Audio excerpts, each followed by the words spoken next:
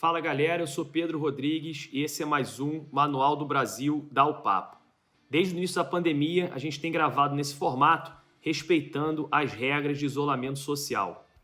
Eu confesso que essa semana, acompanhando as notícias, eu fiquei mais animado em ver planos de abertura gradual da economia serem apresentados por alguns governadores, o que indica que a gente está se aproximando desse tão falado novo normal. Feito esse parênteses, na semana passada o Brasil teve acesso ao vídeo mais esperado do ano, e o que poderia ter sido o tiro final no governo Bolsonaro acabou se tornando simplesmente um reality show que, no meio de uma pandemia, fez a sociedade brasileira parar por quase 2 horas de pensar somente no coronavírus. Mas o que a gente pode extrair dessa reunião? Fica até o final desse vídeo que eu vou levantar 6 questionamentos para a gente pensar sobre essa reunião de ministros. Antes da gente começar e entrar nesse assunto, você já sabe, se essa é a sua primeira vez aqui no canal, não deixa de se inscrever, apertar o sininho e deixar o seu like nesse vídeo. E por favor, deixa aqui nos comentários a sua opinião. O importante para nós é a gente conseguir criar aqui no canal essa troca de ideias de forma aberta e saudável. O escritor peruano Mário Vargas Llosa escreveu um ensaio chamado A Civilização do Espetáculo. No livro, Vargas Llosa aborda, dentre tantos outros temas, o papel da cultura no mundo atual e afirma que vivemos numa sociedade onde o espetáculo do entretenimento se tornou, simplesmente pelo espetáculo em si, o conteúdo mais importante de um movimento cultural.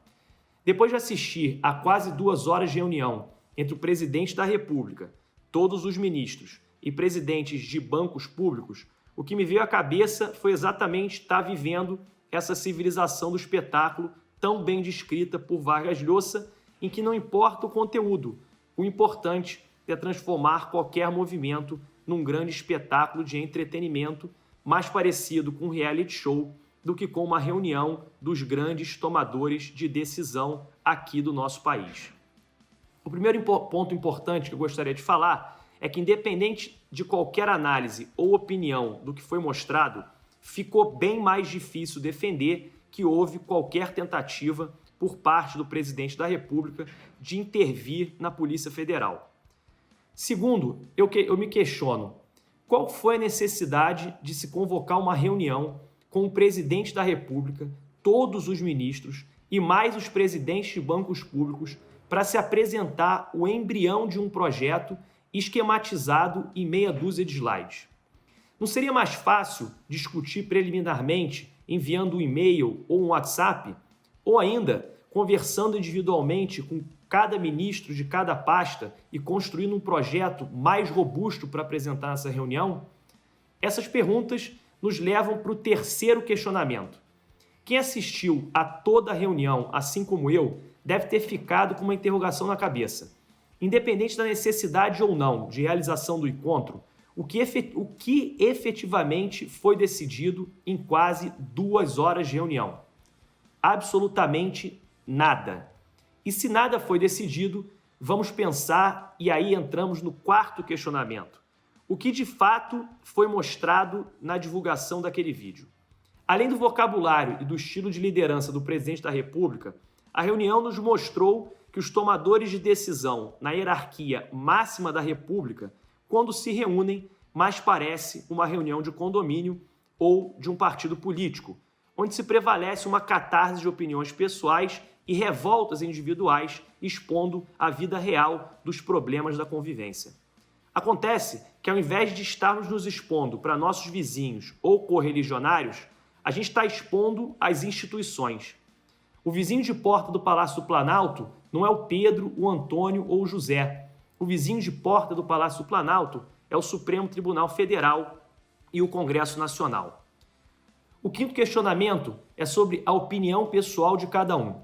Nesse sentido, eu pergunto, o que a população brasileira tem a ver sobre a opinião de cada participante daquela reunião sobre os mais diferentes temas completamente alheios às pastas de competência de cada um? Para exemplificar melhor, vale destacar 2 falas específicas. O ministro da Educação se fixou em dar voz de prisão aos ministros do Supremo Tribunal Federal e nada falou do papel da educação no Plano Pro Brasil, tema central da reunião. Na sequência, o presidente da Caixa Econômica Federal, num discurso inflamado, revelou possuir armas em casa e que tomaria 1 litro de cloroquina caso fosse infectado pelo coronavírus. Sem entrar no mérito de cada declaração, fica a pergunta: a que nos interessa essas opiniões? Em que essas opiniões contribuíram para o Plano Pro Brasil de 6 slides apresentado? E por fim, o 6º questionamento, que na verdade é o meu sentimento geral sobre o que foi mostrado no vídeo. Meu sentimento não foi de revolta, não foi de condenação, ao contrário, foi o sentimento de tristeza. Tristeza em ver escancaradamente o que é uma reunião de ministros aqui no Brasil. Bolsonaro foi eleito com a esperança de escalar um grupo de ministros técnicos que pudesse dar a ele, presidente, um norte no caminho de reconstrução do Brasil baseado na razão. O que ficou demonstrado foi exatamente o contrário. Por mais técnicos que sejam todos os ministros, Bolsonaro que está impondo seu próprio ritmo nesse caminho de reconstrução do Brasil. Valeu e até o próximo vídeo.